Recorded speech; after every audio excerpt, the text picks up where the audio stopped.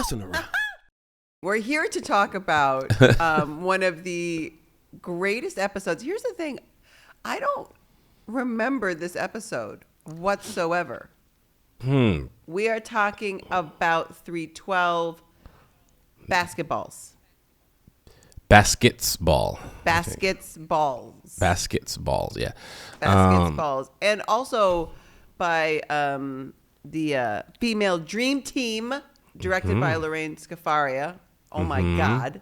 And written by my dear friend, Rebecca Adelman. Yeah. But I forgot all about this episode. So when I rewatched it, it was truly like the first time ever hearing the story. I don't remember it. What's crazy, I remember, I think the ending of this episode.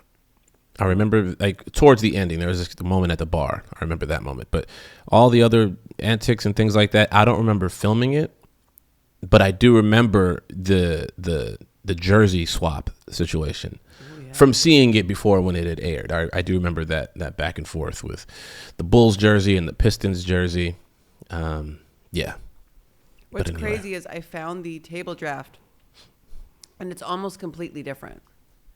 And so sometimes I feel like with those episodes that got like a full rewrite, those are the harder ones to remember, right? Because so much was kind of like done on the fly or in the moment and adjusted as they were figuring it out, that you were kind of like almost so present that you're not like kicked back and being like, oh, I remember this, or let's store this in the memory bank. You're just kind of like, falling forward a little bit with it.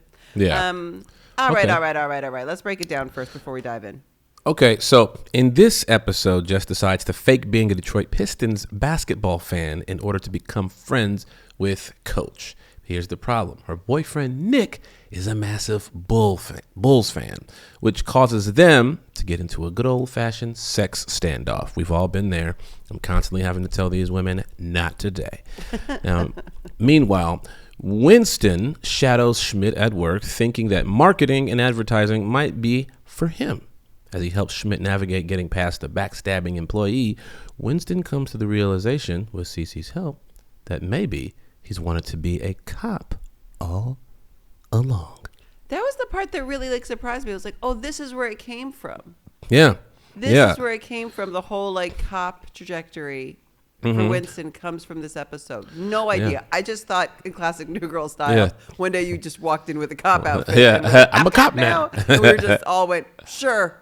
I didn't realize that they actually set the groundwork and did it properly. Yeah, so right before this episode, now you said you saw the table draft. I'm not 1,000% sure if it was in there or if this happened right before the table read or right after. But I was already in their ear about job possibilities for and before. It might have been right before the season where I had a sit down chit chat with the whole squad, the writer's room, about potentially becoming a cop and trying to figure out what's the best way to transition into that profession.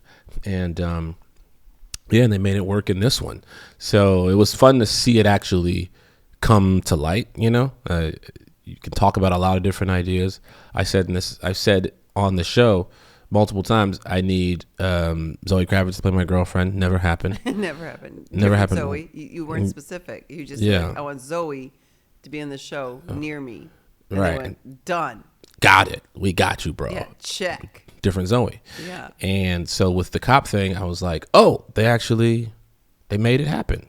Done. Here's my what my theory was on it, where my brain went immediately, which is, you were like, here I am on this comedy, and it's Winston, so he's doing the most with the cats and the puzzles, and you were like, but I know at some point this show's going to end. I need to show myself in a different light, and you love Eddie Murphy, and it was like, I'm like, is this you trying to set up for like Axel Foley? Is this you being like, this is my Beverly Hills Cop? Let me run around in a cop uniform and show you that you can put me in like the new version of Beverly Hills Cop. Right after this, I can submit the tape. I can cut the reel. I got it. I just need to get it on the show somehow. Did you would think so. Well, internally, we always have a plan for those things, but it didn't happen. In fact, the new Beverly Hills Cop I auditioned to be in, and they said no. They said no. They said no to you? Are they Yeah, okay? they don't want me to work with Eddie Murphy. I feel that's what I realized. Then the internet would break. The world would collapse on itself. Yeah, that's true. It'd be the funniest movie of all time. It's also the most obvious thing. Yeah. It's so obvious. Like He plays my twin brother. Yeah. Yeah. Me and Eddie play twin brothers. I feel like this is going to be one of those recap episodes. Sorry, everybody that's listening. We're just like mad about a lot of really small things that are just kind of like tangentially associated with this episode. Yeah. As we're like, this is one of the best episodes of all time. Let's not talk about it. Let's talk about Eddie Murphy in diapers. Oh, no. Eddie, Too early, Joel. I wonder if Eddie's wearing diapers right now. I don't know. Full circle this moment. Full circle. All right. Okay, let's dive in. So Winston asks Schmidt if he thinks he'd be good at advertising. Schmidt talks down on advertising and let him know he does marketing. And he says, basically, you can be like take my kid to work day and come and job shadow me. And so you can figure it out. And meanwhile, Jess is facing a little bit of like that weird blurred line situation that people get into. Which is you're hanging out with your boyfriend's friends and you really like them and you see them as a friend and they don't. They just see you as their buddy's girl. Yeah, she's doing too much, in my opinion. She wants the friendship, like a legit, separate friendship that is just their own, where they have their own connection. Do you think that's okay though? I mean, like I know when it happens organically, it happens organically. But do you think that's okay if you're like, oh, like you don't know what me and Ernie did yesterday? You won't know. That's between us, and you say that to your boyfriend. I'd be like, what the fuck are you talking about? What do you mean? It's very unique, right? Because they live together. Yeah. So it's your roommate. And so you want to be able to just like, if you're hanging out guys in the morning and you're having your coffee and you want to be able to just like chat and be seen as like your own self as a human versus like, oh, that's just Nick's girlfriend sitting at the counter that I live with. So in this situation, I think it's unique. I think in normal life, it is a bit strange to go to this lengths to have your boyfriend's friend be like, let's go to the bar together and watch basketball. I'd be like, what are you doing? Why? Well, can I go? Am I invited? Is this not for me? Yeah, that's a bit too much. Let's see. But I will say Nick is very supportive of the quest. Strangely. I mean, that's all right. Like, that's all writing. Fine. Do you know who wouldn't be supportive of that? Jake Johnson. Nick is, sure. But Jake, not so much. Not so much. I think he'd just be more like, you're on your own. If you want to do that, I'm not getting involved. Like, knock yourself out. That's. You imagine waking up late at night? She's like texting somebody. Like, who you texting? I'm trying to see if he's awake. I will say the list of the things of the boo butt cheek vagina thing had me on the floor. First, I didn't even know you could say. I didn't know you could just like list those five body parts on a network show. That's when I was like, oh, this is already an iconic episode. Just that line alone to describe a woman, the 5 things I like about you is wild. And then the order of it, wild. I like the line where Winston talks about his the onesie when she says that's how she wins people over. Food, clothes, pajamas. He's like, I like the butt flap. I like the butt flap. Can we just talk about that for 1 sec? I have thought a lot about that because, like, I've traveled a lot in my life and be like, butt flap? Who? What? How? No. There are multiple reasons why a woman would have a butt flap, Hannah. I'll let you do the math on that. But I'm just like, even practically, I don't quite there's just too much clothing still near the toilet. It's gross to me. Yeah. You think it's getting soaked up. Or something, like just the back of the legs of it, like all of it just feels like, just take it off. You chose a romper. That means you go naked to the bathroom. Like, just figure it out. You don't want pee on your clothes. All of it I'm just not into. Yeah. I can tell you that this Pistons-Bulls fan rivalry, it was a rivalry back in the day. It's not a rivalry now, and it wasn't a rivalry when this episode was filmed. But I gotta pull this up because I'm pretty sure I screen grabbed it from when I was watching that it wasn't actually the Pistons. Bum bum bum. It wasn't the Pistons. I don't think. Oh, I lied. See, this is what happens when I read it so fast. I think it was the Pistons. Yeah. But they talk about the Bruins. Yeah, then they realized that, nah, it's basketball. Never mind. I thought I had like this big thing to share about that No. wasn't the Pistons, but it was the Pistons. It was the Pistons. But it was a joke that just didn't make it about the Bruins. Yeah, because that's not a real rivalry. It's not. It's the Bulls back then didn't have a real rivalry. In the 80s, it was Bulls-Pistons for sure, and the Bulls got the short end of the stick most of the time until Michael Jordan came into his own. And then the rest is history. He rose to the ranks to become the second greatest player of all time, behind LeBron James. That's officially from the Lamorne Morris basketball list. It's official. It's official. Yeah. Now, let's see.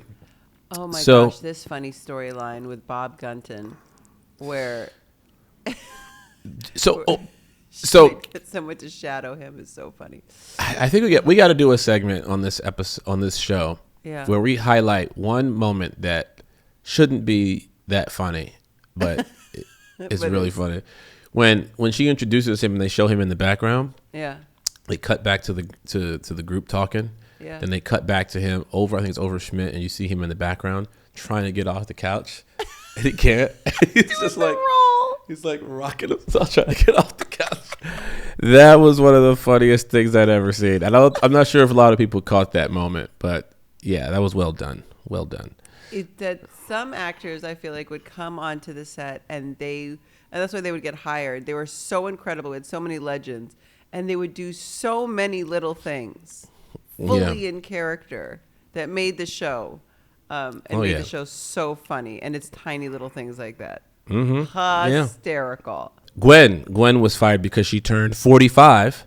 And so she filed a lawsuit against them. So Ed tells Schmidt he's shadowing him today because his office is closest to the toilet. He's got a prostate the size of an avocado. Of an avocado. Now, he would be a great spokesperson for Depends. Great. Mm-hmm. I gotta pee all the time. Exactly. Now, Jess, she barges into Coach's room. It stinks, obviously. And he tells her it stays closed off during basketball season. Plus, he's dropped some olives under the bed. We've all been there. And then, now, which is a real thing, by the way, because I've been in relationships where my girlfriend would have to know the schedule, the basketball schedule. No, you weren't. I was. Are you kidding me? You can ask any of my exes, they will tell you, and there are thousands. What, there's a game Friday at 7:00, so we obviously aren't going out and doing anything. We're sitting home watching the game.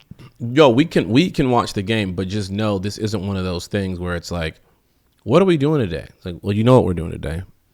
We're gonna watch the game. You can do whatever you want to do. Once the game is over, we're free to move about the cabin. I can meet you somewhere. If you want to go out tonight, if you want to go to the game, let me know. Mm-hmm. But it's game time. So don't go, my friend, she wants to go to Korean barbecue today. Getting married. Yeah. I'm getting married. I'll be like, not today, baby. Yeah, you're like, I'm so sorry, but the Bulls. Lakers Bulls, baby. So yeah, that's a real thing. Wow, interesting. I did not know you were that committed. Yeah, I'm committed. To the sport. Well, once I had a kid, though, my commitment kind of shifted. My daughter don't give a damn about what I'm watching. No, this is the thing. I always say it's really important. You have to have like a sister or a daughter in your life, because if your only love as a man is your mama's love, that's not a true representation. That's true. Of the expectations and the adjustments you need to make as a man. You need a daughter to let you know how it is, or a sister. Yeah. Like, that's not what we're doing, and you're acting crazy. Exactly. And it's in that moment, though, when she does come in the room, that she's now shooting her shot. She's asking Coach if he wants to watch the game, which is very awkward and strange. And, he allows it. Now, at the bar, Schmidt is telling Winston that this networking is a big part of the job. Says it's usually more sexy, but they got Ed, the old couch potato, with him today. Ed said he could split a baked potato with Schmidt. They are making this man sound very old-timey. Very old. He's not that old. He looks very young and handsome in the show. And they're just like, let's make it seem like he's 90. and born in 1890. That's right. Yeah. So now Winston, he tells Cece that he thinks marketing is a bad lead for him. Right? Schmidt tells Ed that he wants to take Gwen's job. Micro-marketing is his golden idea. Now, this is the thing that Schmidt has come up with. Right. We see a lot of times at his job, he's trying to figure out ways to advance, and this could be that moment.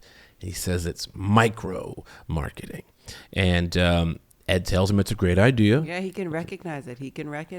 Okay, this stuff, going back to Coach and Jess doing their butt bumps, also wild. This is where it starts to blur a little about like appropriateness. Because what's happening is you guys are touching body parts. And I'm not talking hands. You're talking reproductive-ish body parts. Well, it's also just like a cute thing to do, to be like, oh, this is my boyfriend's like friend. Yes, we live together, but like it's our secret handshake with our butts. Yeah, it's a bit. It's a because what if it was like the opposite? What if it was like crotch touch? You just like scissor. Well, if it was like Nick and Cece being like butt bumps, I think Jess would be like, hold on. Yeah. Sir. You should know what her butt feels like. That's right. With your butt. Your butt. Yeah. There's no way. There's no way. There's no way. This does feel like a bit of a double standard situation. What would you do if you came home and your girlfriend and your husband were just like they're friends, like just like it's fine, it's normal, it's natural. She's hanging out the house, and before he like goes to do something, they do their handshake, but it's like they touch noses. They go like this, noses, Eskimo and kiss. Then what would you do? Honest to God, very simple. Thought about this many times. Kill that bitch. 555-672-9342, which is the morgue. And I would just say, you're about to have 2 incoming bodies. It's going to be hot. I need you to make it cold. Okay. Thanks so much. Give me about 5 minutes. Dead. That's it. Dead. Oh, man. That's done. Now, it's funny what you said earlier about having a mother's love. Like you need a sister or you need because Nick says that Michael Jordan is the first man who taught him that he could love a man.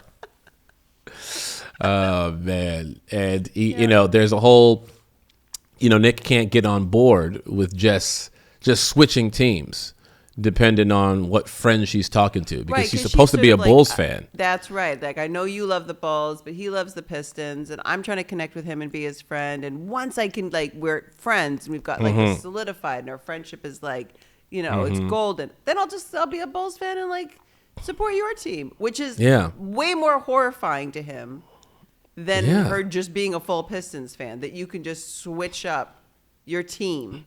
Yeah. Like, that doesn't make any year sense. To year. You're a psycho, and that's when he lets her know the real honest to God truth. He'll never be able to trust her. That's never. Right. Yeah, never. You have to have some like team loyalty. So he forbids her, and then she says, "You can't forbid me from doing things." That also was wild. Just trying to come up with that is such like you're in a new relationship with like one of your first relationships, like you've never had a real relationship, where out of nowhere you're just like, "I forbid it." And you're like, whoa, okay, 1400s. What do you mean I forbid it? But he does what he has to do. Gonna work? Well, it kind of did, because he turned off the sex tap, and she says that she needs her vitamin D. I couldn't with that joke. That one had me laid out too. I was like, after the butt cheek, vagina. This one, I need the vitamin D. I was like, what happened to broadcast standards and? We ended it. After that, everything went streaming. They were just like, that whole department was just gone. Yeah. That's what it felt like. Oh my gosh. Yeah. Also, Jess. a very funny line, because Jess says to Nick, "Don't challenge me to a sex standoff," because she can channel all her sexual energy into knitting, and that's how she made it through high school. It is true. In high school, I'm sure. I was going to make a big generalization. Go ahead. I was going to say probably more so for boys, but boys, girls. What do you do with all that sexual energy? You take it out on all the girls. You sleep. For some reason, my brain went. You take it out on your Toy Story sheets, man. Yeah. Oh God. Oh, God.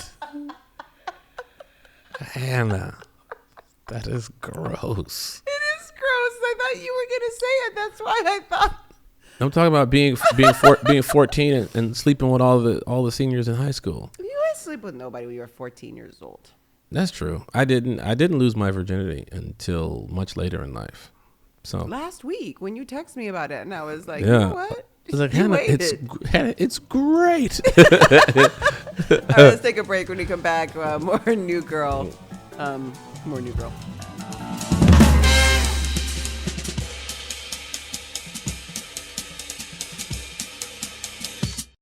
And we are back. So Jess and Coach are watching the game, and Coach calls Jess, bum, ba-da-bum, His friend. his friend. She did it. She did it. She did Yeah. it. She's like, done, locked. I don't have to do this basketball thing anymore. Amazing. And Oh, and no, then this scene, I can't. Okay. yeah, You say it. when Jake walks in with his Bulls uniform on, which was so funny, short shorts and can't. everything, Him having and he to starts do to squat, the sexy dance. which was shockingly bad. So bad. Honest, I know he was trying to make it funny and everything, but I was like, this is now tipping to like Family Guy territory where I was like, this is so uncomfortably awful. And all the tongue stuff where then she's like, the only person you're turning on but genuinely doing a good job of doing is yourself. Yourself. I can see And that he- you're getting yourself in a mess. And he turns around because he clearly has a boner, and he has He adjusting to, as he walks out of the room. Also a wild choice. No way that's God. in the script to sit there and be like, now adjust your shorts as you walk out of the room. Yes. Jake Johnson. Oh boy. I just want you to know the notes that we have on this episode says Nick ends up just turning himself on and then has to waddle away because he has a boner. That is how that is written as a description of the scene. Let me tell you something. When I was in high school, there was whenever you would get asked to go up to the whiteboard and draw something with a chalkboard, I'd always decline. I'd be like, I can't do it today. Not today. I can't do it today. I Gabe will over say- here. Gabe wearing this perfume. I can't handle myself. And I gotta go. She wearing this perfume. I can't stand wearing up that right Calvin now. Klein one. Yep. Calvin Klein one just laid me out. Or a girl walked by. I can't get up. I'm sorry. A That's how friend it of was. mine, one of my best guy friends was explaining this to me like 10 years ago about how high school was so torturous because for genuinely no reason, just the way you stand up, it could just be like, hello. Mm-hmm. And he was saying that he honestly feels like that binders were invented by men because you needed them as like a shield to just, cover. as you walk down the hall to the next class, Oh yeah. you had Oh, to yeah. have the binder. And Yeah, that's do what that. they were like, all boys carried them in the front of their bodies. But that's why they wore those big ass Janko jeans. Remember those big ass skater pants with the 9 layers of denim. Just Yeah. a fortress. yeah, gotta all keep the that locked up. Yeah, you have to with the butt flap. Okay, so back at the office, and we've said this before, but it's always worth reminding people because it makes me smile, and I think of it every time I rewatch a New Girl episode. The Astrat offices were actually the New Girl offices, where Yeah. all of our writers and producers were all stationed up. So when we ever had to shoot at Astrat, they all had to like kind of like, I don't know, rearrange themselves and all be shoved into one back room, like, you know, just Yeah. a clown car full of writers. Yeah, you would while see we like fully you would took see over. like the hallway just stacked with assistants sitting in little corners. They all had their. I'm like, this is crazy. This is so we could shoot maybe in another office. They're like, Yeah, no, another floor. this real practical working office Yes. where these people are working on this. Like, if we're going to compromise a show, why would we do it to ourselves? It's our own show. Go work at the Brooklyn Nine-Nine offices. Rent their offices for the day. What are you doing? Oh gosh. Anyway, that was always so fun because then you would actually get to see people. That was always fun shooting there because you actually got to see all of our favorite writers and producers and would hang out with them all day. So Yeah. that was kind of nice. And in this moment here, Nick or Schmidt is about to present, you know, his micro marketing strategy. However, Ed cuts him off at the pass and Yeah. just steals it, and he beats him to it. giving himself all the glory. Now Ed, he kind of whispers over. He says, "Hey man, he may be dirty, but he plays old." And that he has his paws wrapped around his avocados. Now, what's with you and the avocados? Damn avocado. At the bar, Winston, he guesses that Ed stabbed him in the back. You could see it coming. He could see it coming a mile away. Yeah. CC tells Schmidt that there's way too much going on in his shark and minnow metaphor. Yeah, he gives one of his big speeches. Classic. What? They just hand Max these huge rants that were like half a page long. And Max would be like, great, I'll just memorize it right now in 3 seconds and try to spit it out. And it made no sense. That was like the shark and minnow one. Especially when he would get frustrated because he couldn't get the words out. Yes. That was always the best. Being, Max, damn it. Yeah, just yelling at himself. And Winston tells him that they need to get Ed back. Schmidt struggles to keep his shark minnow toast metaphor going. Now back at the loft, Coach is suggesting that they rewatch. So they watch the game, have a good time. It's a long game, double overtime. Yeah. And that he's like, hey, I got an idea. Let's watch it again. Have you ever done that? Rewatched a game? Yeah. A whole game.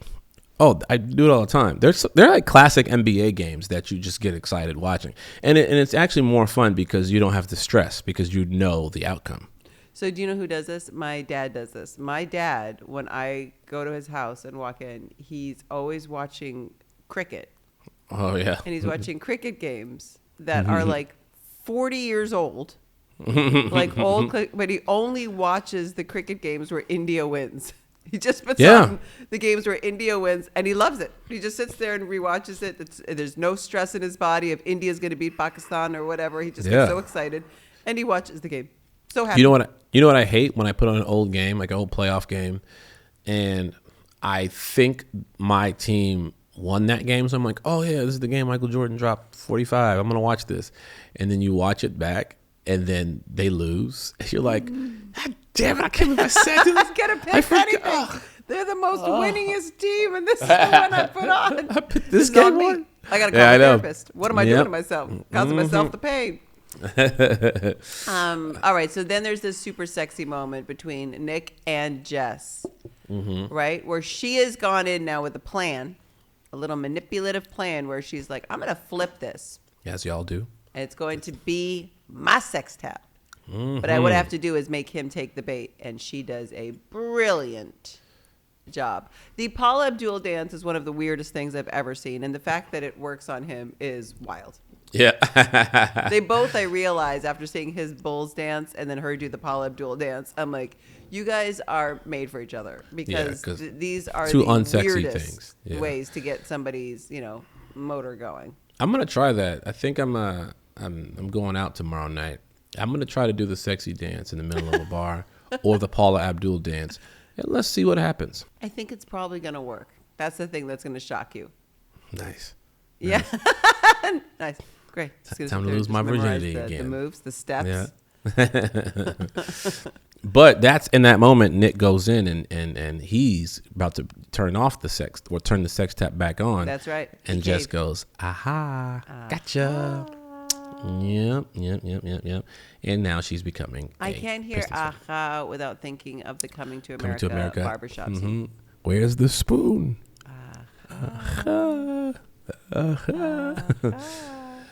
All right, so Winston is trying to help Schmidt deal with this Ed situation, and he's like, here's the move. You got to find an older, crankier guy than Ed, and then find out how to counterstrike him. So they're making plans and plotting. Right. Which I think is interesting. Okay. Yeah. And then that's when Nick comes in. He sits down and asks them. I can't with this. Okay, so this moment is so perfect. This just feels like Jake, by the way. Well, yeah, they're looking for an old man. Then he comes down and he does real Jake Johnson stuff, and we call him Old Man Johnson. That's a real thing. That's a real thing. And he's asking them where they get their photos developed these days. That he wants to print out some sexy, sensual, private selfie pics. that he took to dangle in front Then he's of going Jess. to give them to Jess. Yes. And he's like, there's a camera on your phone. Yeah. And he can't quite figure it out. And then he dives into the greatest conspiracy theory talk ever. And I feel like they gave him a bunch of to say, but I feel like Jake probably was just like, actually, I need to look up a bunch of this stuff because it does feel like a lot of this has merit. 100%. Yeah. Listen, I'm a lot older now than I was when we shot this, and I believe it. I believe most of what he's talking about. He goes through this whole thing, and he tells them that he only trusts the hard copy. Light bulb moment. Exactly. So now they realize who they're talking to, and this is the perfect old man they need to dive into. Schmidt tells Nick to seek advice from him next time he wants to take sexy nudes because he's the one. You know what I mean? He had the poses. He had the half Nelson pose, the Guy Fieri pose, the black licorice pose, which reminds me of that moment reminded me of Zoolander. When he had all of his Ben Stiller, Owen Wilson, they had all their poses like La Tigre and all those different or Blue Steel. Was it Magnum? Was another one. That's this. If they do another Zoolander, Max needs to get a phone call For sure. That's also written for him. Oh, 100%. Yeah. Crush it. And Nick is complaining about the whole jersey thing, and Winston's like, just wear a damn Pistons he's like, jersey look at the already. lengths you're going to. Yeah, it's like To that's sit there too and much. try to like get this woman to have sex with you. It's very simple. Put Yeah. on the jersey. Stop. Put on a jersey because it's Here's gonna come the off question. anyway. So who's your team, Lamorne? Who's your team that you've had your girlfriend schedule their lives around? Well, it wasn't really team based; it was player based. So it was LeBron James basketball. So it was the Cavs a lot back in the day. Cavs and Miami Who is Heat. the player that you dislike the most? The player that I disliked the most. Yes. Was there anybody you're just like, that guy's the worst? Right now it's probably Dylan Brooks. So if a girl came in wearing a Dylan Brooks jersey, it was like, let's go. Would you be like, no? Yeah, I'd be like, no, I would push her in a pool. Let's go. Yeah, you hope you know how to swim. Like, could No. it be a turn off? Is there a jersey that would be like you'd just be like, oh, just take it off? No, I don't take it that seriously. But if she did it like if she was like, we're ready to become intimate, and she said, I'm keeping the jersey on, then I'd be like, no, you're not. That's strange, And then when she undresses, she's wearing like Dylan Brooks underwear. Then I'd go, okay, this is She's like, and then too here's much. my husband, Dylan Brooks. Yeah. You'd be like, oh, it's making sense now. Got it. But here's why. It's not that he's my least favorite player because he's an antics guy and a bully. Oh. He's a good player, but he's like a villain. You know what I mean? So that's why it's like, if you're wearing a villain's outfit, I don't know if I can go down this path. You know what I mean? I mean, you never know. I can't do it. Like, it's all right. Well, ladies, understand. You wear this Dylan Brooks jersey. It's not going to make happen. things more complicated for you at the karaoke tomorrow with Lamorne. I go out and everyone's wearing Dylan Brooks jerseys. Now it becomes this thing. Dylan Brooks jersey sales about to go through the roof. So Jess is losing her mind. She can't watch any more basketball. She doesn't want to do it. She just wants to be friends. She's like, this is it. I'm over it. So she cuts the cord to the TV. She tries to blame it on a mouse rat and sees now that their afternoon is freed up if they can just like talk and chat and hang out and spend some quality time together. And then he's like, I guess, sure, fine. And then he has a brainwave and he's like, let's do it over food. And she's like, Yeah. yes, now we're going out to lunch together. This couldn't have gotten better. And then a great cut to a sports bar. Surrounded by the basketball. That's okay. Which I thought was really funny because they're in LA and logistically speaking, at that time, the Pistons weren't playing on national television. At that time, they weren't a good squad. So you have to get them on the NBA League Pass, which most sports bars don't even have in the LA area. They only play Lakers and Clippers and in the nationally televised games.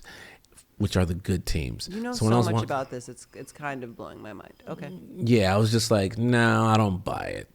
Yeah. You're like, this is the one loophole thing in New Girl that's going to bug me forever. Yeah, exactly. The math doesn't math. Oh my gosh. So then which is also like, I love that our show can do this in 21 minutes. She finally just comes clean. And she's like, I don't want to do this anymore. This is actually what was going on. This is really what I'm feeling. And this is why it's important. And he's like, calls her Nick's girlfriend. Again. I mean, listen, she was asking for it because she said there are no fun parts. There are no themes in basketball. Yeah, she thinks it's very unfun to watch basketball. It's not for her. You know what I mean? Now, back at the office, Ed, he's about to give his presentation. Oh, so funny. And he asked Schmidt for some papers, but Schmidt broke all the printers, causing Ed to use a computer to give his presentation, which his old ass don't know how to do. Nope. So what does he do? He fakes a heart attack to get out of the presentation. Schmidt wins. Now, anyway, back at the bar, he's coming to look for Jess. He gave in. He caved. So he's wearing the Pistons jersey. Mm-hmm. He sees Coach there by himself, and Nick just tells Coach that he's like, listen, man, Jess just wants to be your friend, dog. Nick tells him he needs to tell Jess his sweet random thoughts because that's the type of stuff that you do to get to her. You know what I mean? You tell her the dumbest shit. And I love that. I love what he actually does tell her. It's so stupid. He mentions how he's never seen a baby pigeon before as an example. He's like, that's what you got to tell her. These are things that will connect with her heart. Yeah. Now back at the loft, Nick comes in. He's like, you win. He barges into her room, and what is she wearing? Just standing there. Damn Bulls jersey. He tells her to take it off. No. Leave it on. Leave it on. This, by the way, is a very New Girl thing because I remember shooting something with Max, and it was the tag of the episode, I think after the speed dating episode, where it was turban on, turban off. Oh, God. And then it was turban on. I feel like this is the Nick Jess version of that. Like nothing more, like Nick Miller would love more than like his girlfriend wearing a full Bulls outfit, like the full kit. Yeah, I mean that would work for me. That would work for me. It is a very sweet end to this episode that they both were like, you know what, forget it. Let's just do it. Let's just do it. I'll do it. And then she did it. It was very sweet. Again, I don't remember this episode, so I was like, oh my God, that was such a smart way to wrap this up. I buy it. I do buy it. Now, this is the moment here that I do remember at the bar. Schmidt is thanking Winston for all his help, and he offers him a job. Winston declines, and he starts describing what he wants to do. And that's when Cece interrupts him and says, have you ever thought about being a cop? Officer Bishop. And in that moment, Winston's doing his Denzel impression. Says Training Day is one of his favorite movies. I don't know if I had been working on a Denzel impression back then. It was not in the script. This thing was not in the script. This is you, being you. You know what I think it was in this moment? I think it was Jay Farrow related. It could have been it. Because I think on SNL, Jay had started doing Denzel even more, and it was like mind-blowing. And so then I started, like everybody started doing them. I mean, people had done Denzel impressions before in the past, but I think Jay Farrow really captivated folks with it. And so I think that's what it was. In that moment, I had been either just heard it or did it, and I just did it, like did a bit, and they kept it in there. And then for the rest of my career, like, I've been doing these little Denzel bits for a very, very long time now, which I'm going to retire at some point. You're going to just, how can you retire a bit? Well, here's the thing. Denzel keeps doing great movies, and so it's hard to stop. You know what I mean? Have you seen Gladiator 2? No. He's doesn't have a dialect, like an accent at all. He's just Denzel. He's just full Denzel in Gladiator? Yeah, he's like, Rome, huh? Yeah, I like that. Uh-huh. Yeah. Thou'st protest. No, anyway, That's amazing that he's just like, nah. he's like, I ain't doing all that. I'm And Denzel. everybody's just like, bravo. Okay. That's Yeah, what we he was came great. here for, to see Denzel. And you Exactly. gave us Denzel. He was great. And so Schmidt has to let him know that your training day impression, that's not what it's That's like not what being a being cop. a cop is gonna be, bro. That's not what it's about. I love this tag too when Oh my God. when Coach knocks on the door and starts telling Jess that he would really love to be her friend, and she gets super excited. She opens the door, half naked, covered in a blanket, just to like have that moment, and then she shuts the door in his face, and he does the butt bump against the door. The funniest line is he's like, I know you guys are done already. Yeah. It's like, don't lock me out because you're in a cuddle right now. What are you doing? Let me in. Oh man. We'll be right back. Roommate life is crazy. It is crazy. We'll be right back, and when we come back, we're going to talk more about roommate life.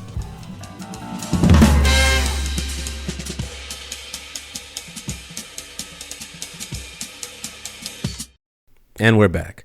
That was a fun episode. That was such a fun episode. Also, real fact, I love watching basketball. So this was actually a very fun episode for me to watch. Wait, so your team, Raptors, I'm assuming? Or was it the old Vancouver Grizzlies? Ew, did you see the Raptors? They went back to old school Vancouver Grizzlies. Yeah, that was exactly right. I loved the Grizzlies so much. So I loved basketball. I did not live in North America for almost my entire life. And then I moved back at 17, and I could not believe I lived in a city that had an NBA team. And I was just like, the Grizzlies! And I was so excited, that I was like, that's it. I'm here. I'm the good luck charm. We're going to win everything. Yeah. Got it. It's phenomenal. And what happened? It got real dark. But there's a big rivalry between Vancouver and Toronto, and so I was definitely not cheering for the Raptors whatsoever. Yeah, but then that team is gone now. That team is now in Memphis. They sold the Grizzlies to Memphis. And little known fact, they obviously did not want to be called the Memphis Grizzlies. How does that make any sense? Doesn't.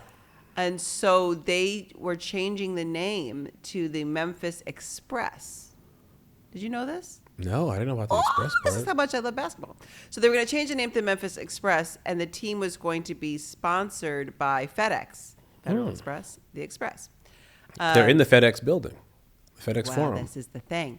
And I guess that's where the NBA drew the line, because they were like, no, we don't want Chicago McDonald's Nuggets running around. Yeah, So the Denver Nuggets. We got the Carl's, Junior Whopper. I don't know. Whatever. They're like, we have to draw a line somewhere. We've given them the buildings. We've given them everything. All these companies. We cannot have the little chicken nuggets just running around. So they wouldn't let Memphis change the name to the Express. And then I just got even more mad, because I was like, you don't even respect the Grizzlies. You don't even want them to be Grizzlies. I got very upset about the whole thing.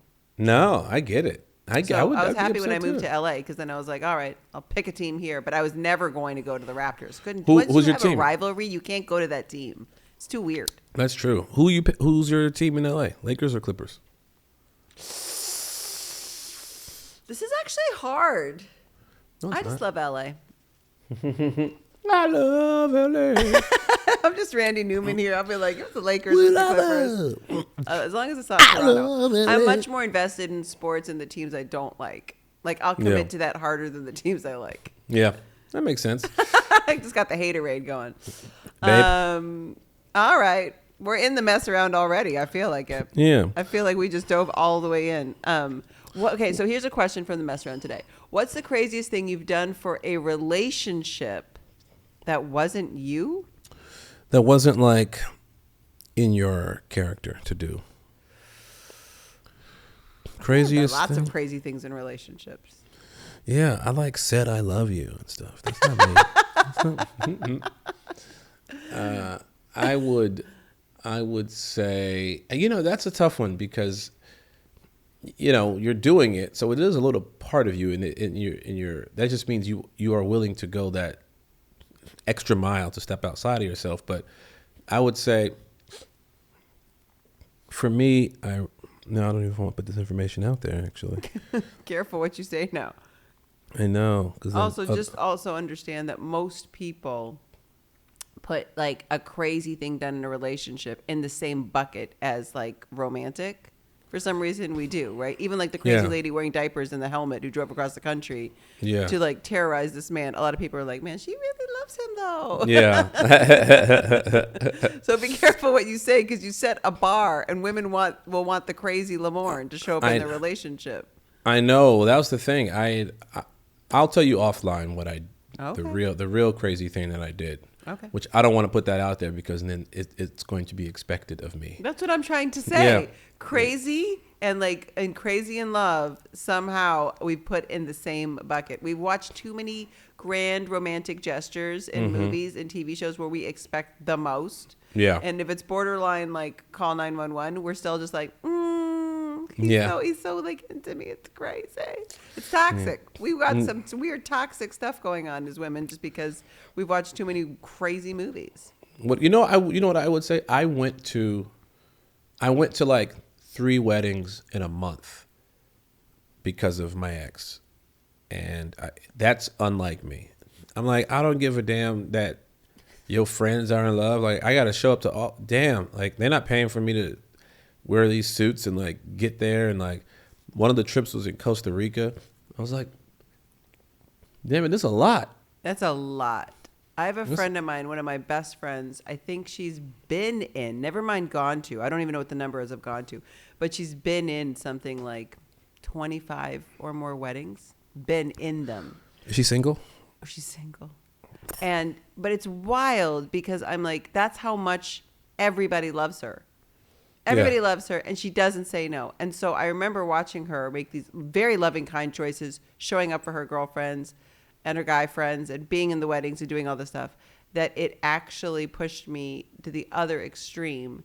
And I just like don't do weddings. Yeah. Because I feel like it's hard to like cherry pick. Like, I'll come to yours. I'm not coming to your wedding. And I'm just like, I'm not coming to any weddings. I love you. Here's a gift. I'm not coming to the wedding. Yeah. I mean, I don't mind weddings when they're like spread out. Like 3 in a month is crazy. 3 in a month is wild. And then one of them, you got to travel and get a passport. I'm not getting on a plane. Yeah, dude, I'm not getting on a plane. That's a lot. Let's see. We talked about this next one. I feel like people know where we stand on this. At the fine line of being too close with your friends, significant other, and partner. We've talked about this. This is we know where the line is. This one. The line is body parts touching. The butts touching is the line. I also, though, like I said, I think this is a very unique situation because it's also your roommate. Yeah. And you want to have your own kind of friendship. So it was a bit weird. And I also will say, Nick kind of gave the green light. Like, you can be his friend. I don't care. Yeah. So it didn't touch bother him. So.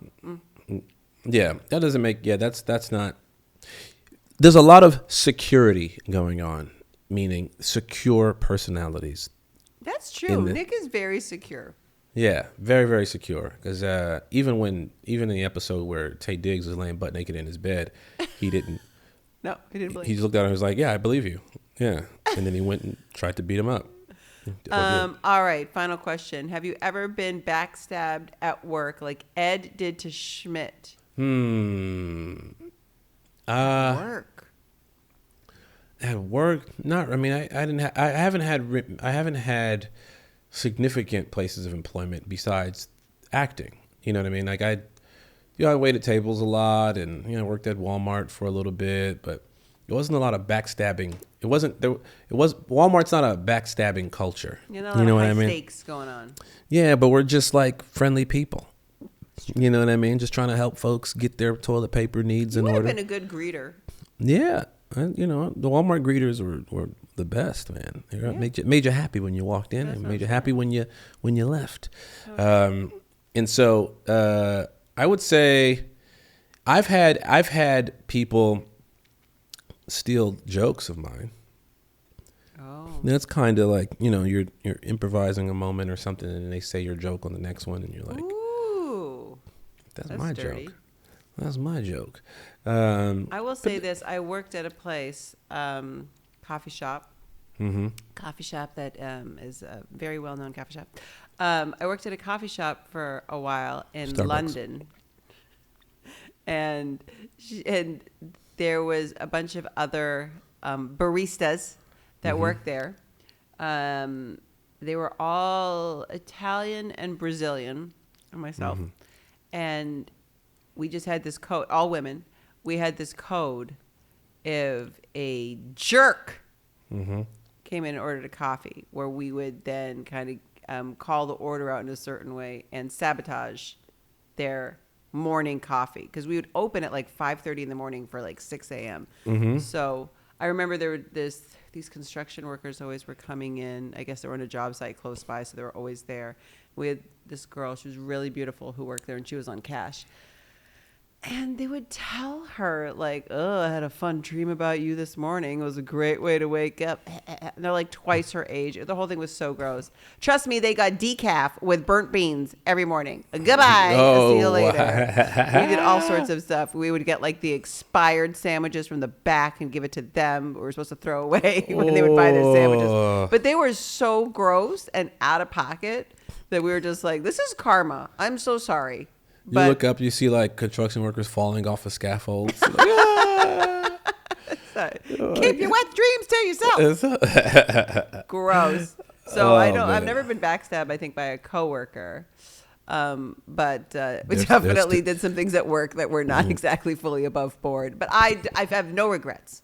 No, you shouldn't have regrets. You regrets. I used to wait tables, and in the back you would see sometimes, if there was and this is gross, but I would see some weird stuff, like if somebody didn't like the person that they were serving, you would see them do shit sometimes, and you would have to like, ew, I don't want to know. Oh God. I was thinking about it. I remember reading in like an Us Weekly or something, a fun fact about this celebrity.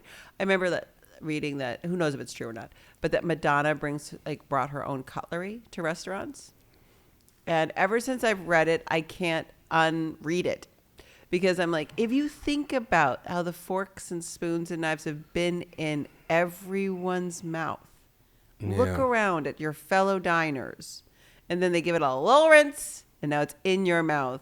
Why is that crazy? They made it seem like Madonna was crazy, and I'm like, that's just so smart. She's just like, has her own cutlery. Here's the thing. That's yes, on one hand, if you are a germaphobe, or if you are taking the ultra, if you're taking that approach that you're taking, that everyone's, that's fine. However, I've worked in restaurants. They have dishwashers, and they have both people who hand wash and like actual dishwashing machine, and they have sanitizing solution that now whether these people are doing it, if they're living up to the code, I don't know. Human error. That's why I like open kitchens.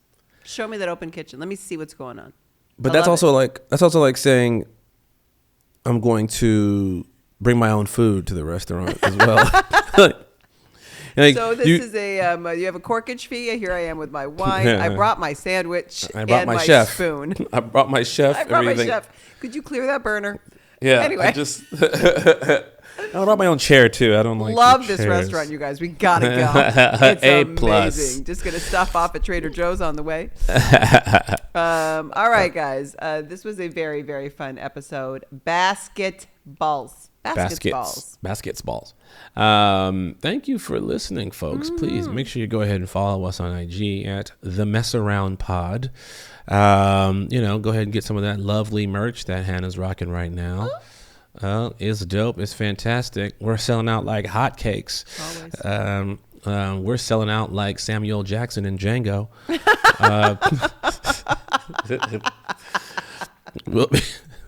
We'll be back next week with episode 313.